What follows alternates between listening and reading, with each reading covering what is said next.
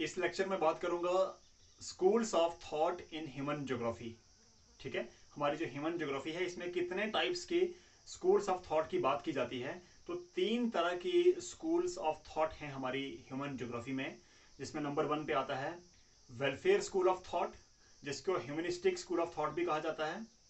Second number पे radical school of thought, और number 3 behavioural school of thought. इन तीनों को मैं डिटेल में समझाऊंगा आपको इस वीडियो के अंदर, बट इससे भी पहले हम ये समझ लेते हैं कि स्कूल ऑफ थॉट का मतलब क्या है। ये जो छोटा सा फ्रेज है स्कूल ऑफ थॉट, इसका लिटरल मीनिंग क्या है, इसका क्या मतलब है ज्योग्राफी के अंदर। अभी तक तो हमने यही पढ़ रखा है कि स्कूल का मतलब होता है एक ऐसी पार्टिकुलर बिल्डिंग जिसके अंदर टीचर्स और बच्चे ये मिल करके एजुकेशन को लेते हैं, देते हैं, बस यही काम स्कूल में होता है। ठीक है, हम उसको स्कूल कहते हैं। बट ज्योग्राफी के अंदर या फिर किसी बुक के अंदर स्कूल ऑफ थॉट का मतलब क्या है।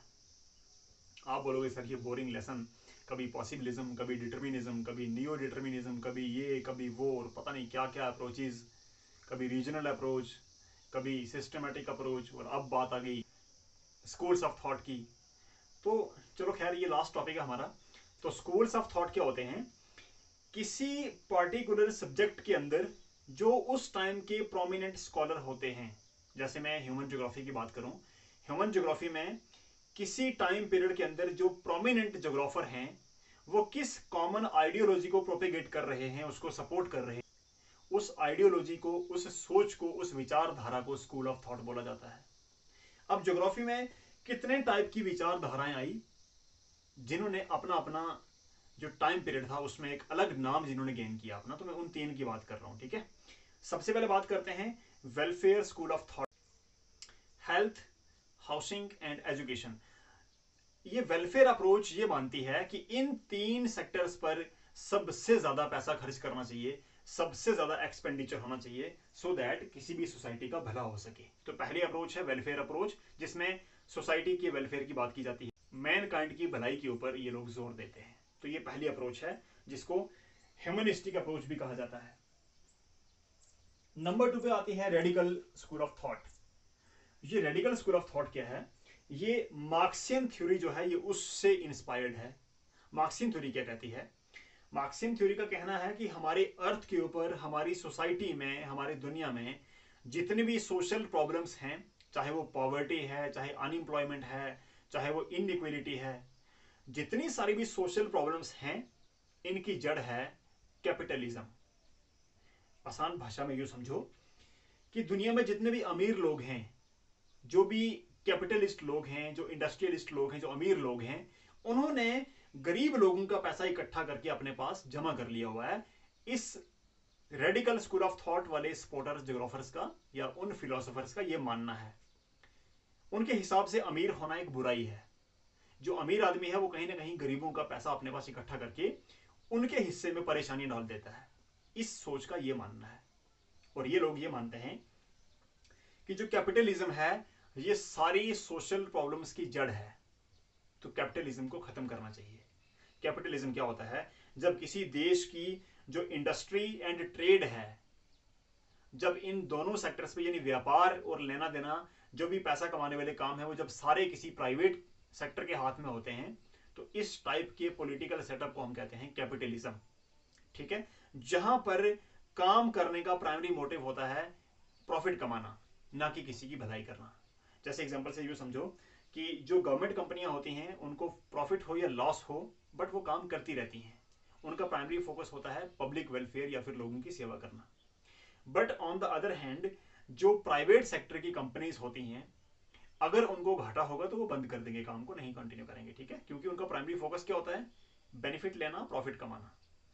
तो जो मार्केट, जो इंडस्ट्री, जो पॉलिटिकल सेटअप प्रॉफिट से मोटिवेटेड होता है उसको कैपिटलिज्म कहते हैं।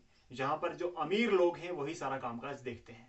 ठीक है, जैसे इंडस्ट्रीज लगाना, फैक्ट्रियां लगाना, उसमें प्रोडक्शन करना, सारे कामकाज करना, ये अमीर लोग करते हैं, गवर्नमेंट नहीं करती है वहां पर। जैसे यूनाइटेड स्टेट्स ऑफ अमेरिका, वहां पर ऐसा होता है। ठीक है, तो ये रेडिकल स्कूल ऑफ थॉट क्या मानता है कि सारी सोशल प्रॉब्लम्स दूर हो जाएंगी अगर अमीर लोग खत्म हो जाएं तो। ठीक है, कुछ इस टाइप की इनकी आइडियोलॉजी है। यह है सेकंड अप्रोच, जिसको रेडिकल अप्रोच बोलते हैं। नंबर 3 पे बात आती है बिहेवियरल अप्रोच या फिर बिहेवियरल स्कूल ऑफ थॉट। अब ये बिहेवियरल स्कूल ऑफ थॉट, इसमें क्या कहा जाता है, इसका ये मानना है कि सारी सोशल प्रॉब्लम्स को दूर करने के लिए हमें सिर्फ डेटा का एनालिसिस पे विश्वास नहीं करना चाहिए, बल्कि लोकल रीजन्स के अंदर जो लोकल लोग रहते हैं, जो वहां की लोकल सोसाइटीज होती हैं, वो अपने आसपास के इन्वायरमेंट की प्रॉब्लम्स को या अपनी प्रॉब्लम्स को जिस तरह से सॉल्व करती आई हैं काफी सदियों से, काफी जमाने से, उन तरीकों को, उन मेथड्स को भी प्रायोरिटी देनी चाहिए। ठीक है। उनका यह मानना है कि जब ह्यूमन ज्योग्राफी नहीं थी, उससे पहले भी लोग रह रहे थे, उससे पहले भी लोग अपनी प्रॉब्लम्स को सॉल्व करते थे, उससे पहले भी अपनी दिक्कतों को दूर किया जाता था। तो जिन टेक्निक्स का यूज वो लोकल लोग करते हैं, हर एरिया की, हर लोकल जगह की, हर किसी रीजन की अपनी अपनी पर्सनल और लोकल प्रॉब्लम्स रहती हैं। ठीक है। वहां की जो लोकल बिहेवियर होता है, मतलब वहां का जो लोकल बिहेवियर होता है कि वहां की जो सोसाइटी है, वो लोग हैं, जो रेसेस हैं ह्यूमन की, वो उन प्रॉब्लम्स को किस तरह से टैकल करती हैं, उनकी आइडियोलॉजी को, उनके बिहेवियर को भी पढ़ना चाहिए, उसको भी समझना चाहिए, उसको भी प्रायोरिटी देनी, ना कि किसी एक लैब में बैठ करके डेटा को कलेक्ट करके उसके बेसिस पर पूरी अर्थ की प्रिडिक्शंस या फिर उसकी प्लानिंग बना करके हम बैठ जाएं कि हाँ भाई यही सिस्टम, यही रूल और यही एनालिसिस, यही तौर तरीका पूरी दुनिया में अप्लाई होगा।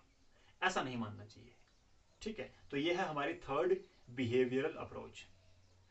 आपको मैं फास्ट रीकैप करवा रहा हूं। मैंने 3 अप्रोचेस या फिर 3 स्कूल्स ऑफ थॉट की बात की है। सबसे पहले ह्यूमनिस्टिक स्कूल ऑफ थॉट, या फिर इसी को कहते हैं वेलफेयर स्कूल ऑफ थॉट। ये फोकस करता है हाउसिंग, हेल्थ एंड एजुकेशन पर फोकस करना। ठीक है। दूसरा है radical school of thought. Radical school का यह मानना है कि capitalism is the root cause of every social problem. और नंबर 3 आता है बिहेवियरल स्कूल ऑफ थॉट। इसमें ये लोकल बिहेवियर को प्रेफर करता है डेटा एनालिसिस के साथ।